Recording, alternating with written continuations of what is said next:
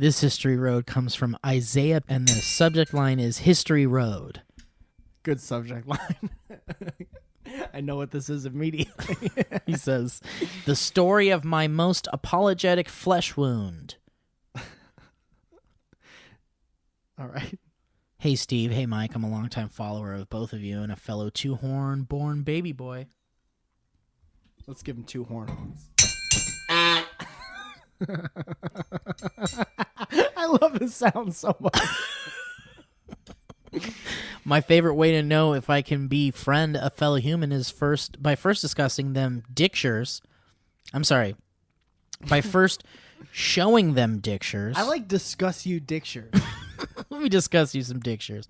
Then exposing them to this podcast. I've always wanted to submit to History Road, but was never sure I had the right tale to tell. I hope you enjoy this legal anecdote, whether it gets told on the show or not. So without further ado, here is the story of my most apologetic flesh wound.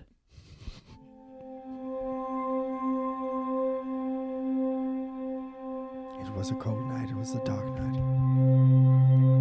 It was a late afternoon, if I'm being specific. There I was, pouring different amounts of water into crystal glasses and moving my finger around the top ever so slightly.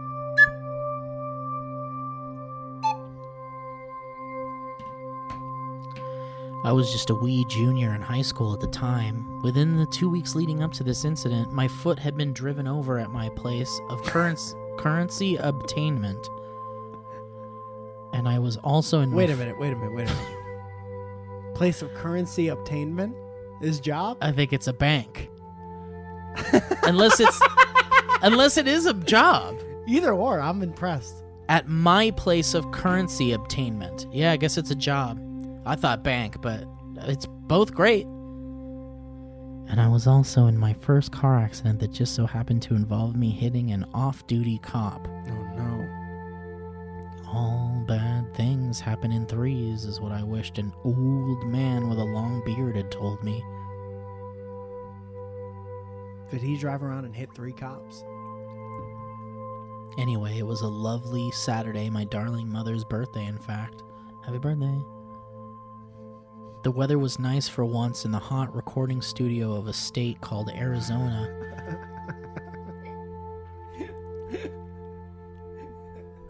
With this in mind, I hopped on my 4-wheeled old person annoyer and made my way to the local convenience store that was only a few blocks away, humble brag.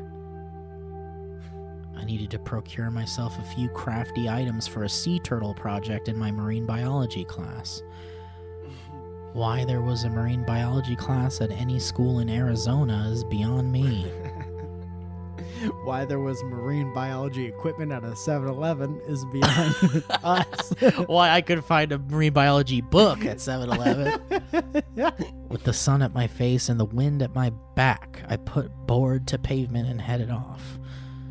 That was until I rounded the corner of my cul-de-sac. To my left, there was a large work truck turning the corner, the kind you're scared to drive behind on the freeway for fear of some final destination shit happening. Before I could react, it was too late. A man named Lowe hit me hard. Probably shouldn't laugh at that. No, it's a quote from my Dave and Ross. Oh. It's a quote. A man named Lowe hit me hard. It all happened in a flash. 1 second, I had sea turtles and construction paper on my mind.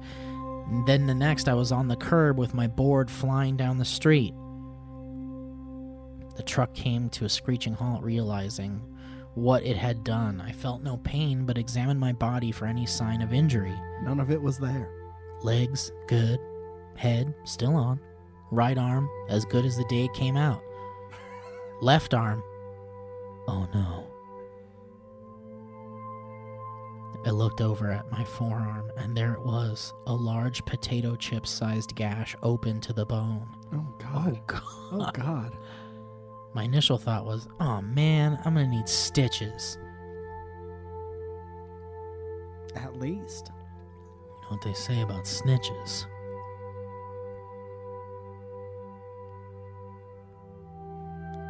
After my calm examination, I stood up to find the driver stepping out of the car. My next verbal utterance is one that will live in infamy. Much like Stee, I'm a nice boy that isn't one for confrontation, often to a fault. Looking at the attacker in the face, I said with complete sincerity, "I'm sorry, man." Sorry for putting my arm in the way of your truck like that. I apologized. I apologized to the man that had just torn my arm asunder while disregarding traffic safety. My words, however, fell upon deaf ears, quite literally, as old Lowe was legally deaf. Shocked and appalled, Lowe stood there as a rushed off back to my house. My little brother ran out to greet me after watching the events unfold from the front yard. He grabbed my then stepfather, and they met me at the garage door. My stepfather took one look at my arm and replied, "Ha ha, nice try." Then went back inside. Was he talking to your skin? Nice try, staying on. He thought my gushing flesh wound was your everyday Halloween makeup. Oh, Jesus Christ. I stood there confused as what to do next, as it appeared I was getting no assistance. I turned to my brother once more and said, "Could you go inside and get him, please? I don't want to get blood on the floor." Wait a minute. First of all, you get hit by a car and you make eye contact with your brother and ex-stepdad and you're like, "Meet me at the garage door." So you get to the garage door and then stepfather is like, "Yeah, that's a joke," and goes back inside. Thank God he's your ex-stepfather. Yeah, same. I agree with that, Mike. Case closed. Hit Bye-bye. that gavel.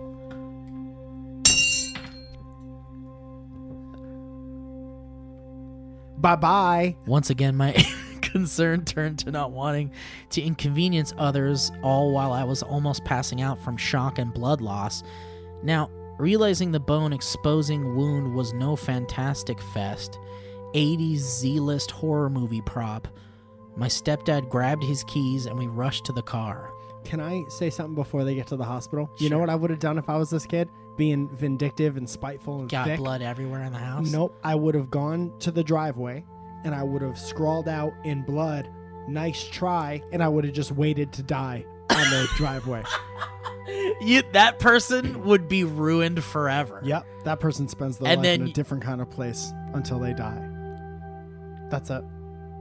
I would have broken that man. What if you died before you could add the RY and it just says nice Nice tea. He loved iced tea. Wanted to tell He us loved his nice tea. he loved my teeth. Mom, can I have some nice tea? You know what I want? I want to start a household thing called nice tea. It's not quite as cold.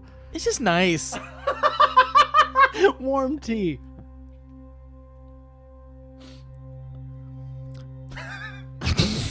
Nice tea is pretty good. As they ran to the car, I walked looking at the blood I had dropped on the garage floor. I stepped into the car, and in my final act of bashfulness, I said, as if I had left some laundry on the floor, "Sorry, I'll clean that up when I get home."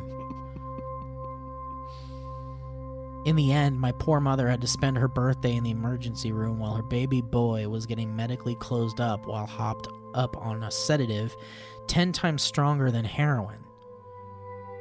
Lowe called the police himself after we rushed off, and no bad feelings were to be had. Aside from that whole hit me with the truck. My favorite Pat Benatar song.